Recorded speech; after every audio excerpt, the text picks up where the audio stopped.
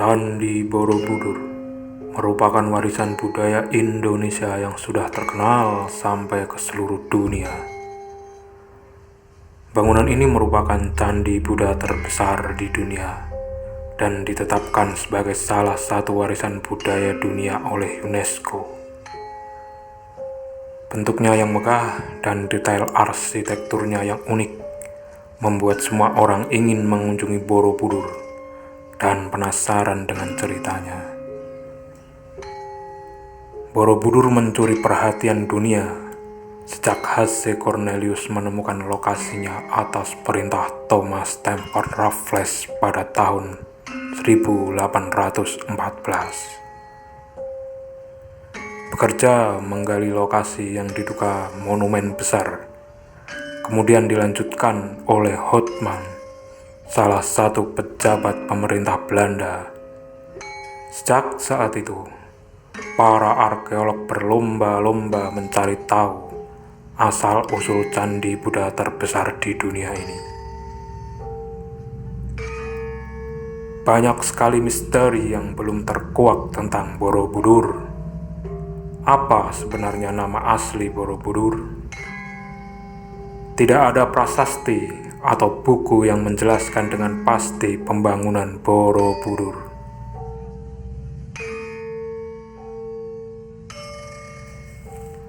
Ada yang mengatakan nama itu dari Sambara Budara, yang memiliki arti gunung yang lerengnya terletak teras-teras. Ada juga yang mengatakan Borobudur berasal dari ucapan para Buddha yang mengalami pergeseran. Satu-satunya tulisan yang menyebutkan Borobudur pertama kali adalah Thomas Stamford Raffles dalam bukunya yang berjudul Sejarah Pulau Jawa. Para ahli sejarah memperkirakan Raffles menyebut Borobudur dari kata Bore dan Budur. Bore adalah sebuah desa yang terletak di dekat lokasi Borobudur ditemukan, sedangkan Budur artinya purba.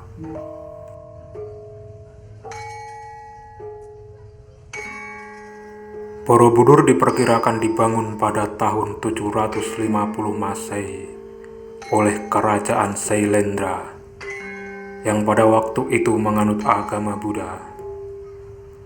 Pembangunan ini sangat misterius karena manusia pada abad ke-7 belum mengenal perhitungan arsitektur yang tinggi.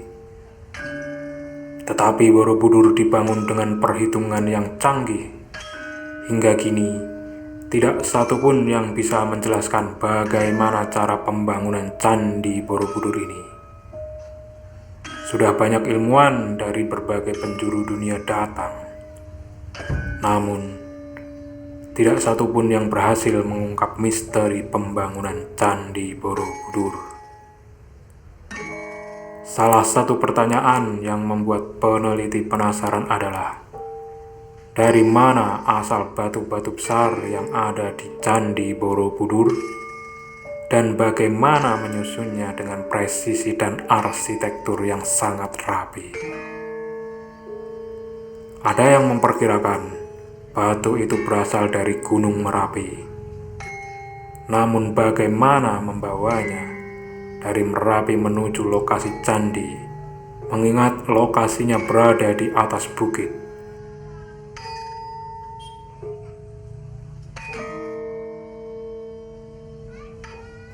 Candi Borobudur memiliki 72 stupa yang berbentuk lonceng ajaib. Stupa terbesar terletak di puncak candi, sementara yang lain mengelilingi stupa ke bawah. Ketika ilmuwan menggambar denah Candi Borobudur, mereka menemukan pola-pola aneh yang mengarah fungsi Borobudur sebagai jam matahari.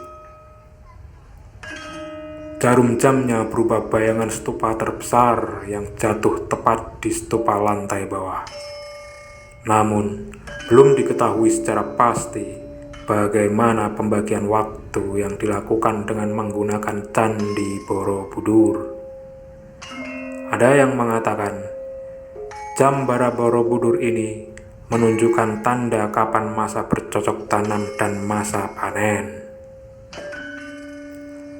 Masih dalam rangkaian arsitektur Candi Borobudur, jika diamati secara matematik, ada misteri yang menarik yang mengarah pada angka 1. Beberapa bilangan yang ada pada candi, jika dijumlahkan angkanya akan selalu menghasilkan angka 1.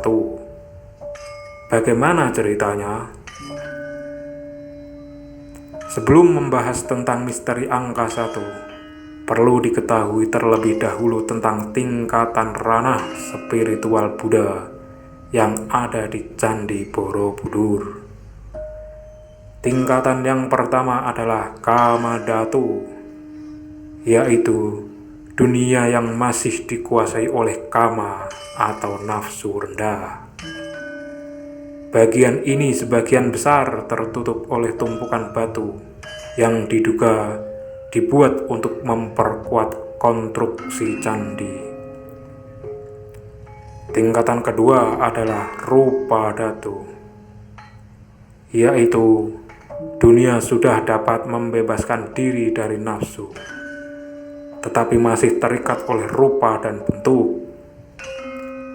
Area tersebut adalah 4 undakan teras yang membentuk lorong, dan di dindingnya dihiasi gareli-relief. Lantai yang berbentuk persegi, pada 4 lorong itu ada 1.400 gambar relief. Panjang relief seluruhnya 2,5 km dengan 1.212 panel dekoratif. Tingkatan ketiga adalah Arupa Dhatu, merupakan tingkat tertinggi yang melambangkan ketiadaan wujud yang sempurna. Pada area ini, denah lantai berbentuk lingkaran yang melambangkan manusia sudah bebas dari segala keinginan dan ikatan bentuk dan rupa, namun belum mencapai nirwana. Pertama, Candi Borobudur memiliki 10 tingkatan.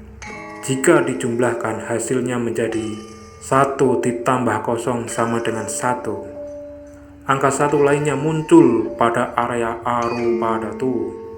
Area ini adalah area 4 tingkat paling atas candi.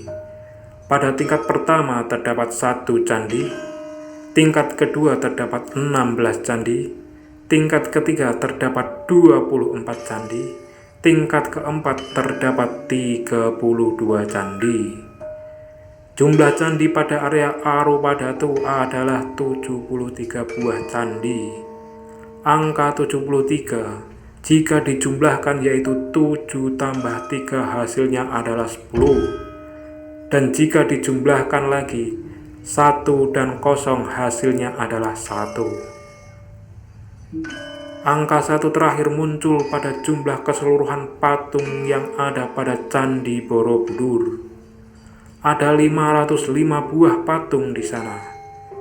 Bila angka ini dijumlahkan, hasilnya yang muncul juga angka 1. Misteri tentang adanya danau purba muncul ketika Watsbeo Wekam, seorang seniman Belanda, mengajukan sebuah teori bahwa dulunya dataran Kedu tempat Borobudur berdiri merupakan sebuah danau. Jika dilihat dari atas, Borobudur melambangkan sebuah bunga teratai. Teratai biasanya tumbuh di atas air.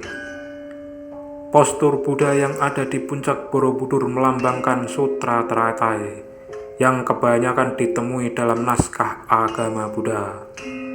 Teori ini menimbulkan pertentangan yang cukup pelik.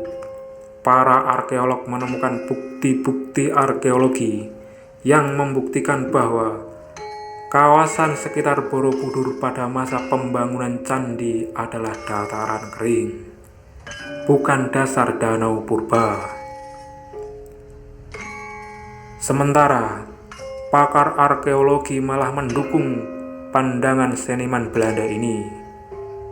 Mereka menemukan endapan sedimen lumpur di dekat candi. Penelitian ini dilakukan tahun 2000 dan mendukung keberadaan danau purba di sekitar Borobudur.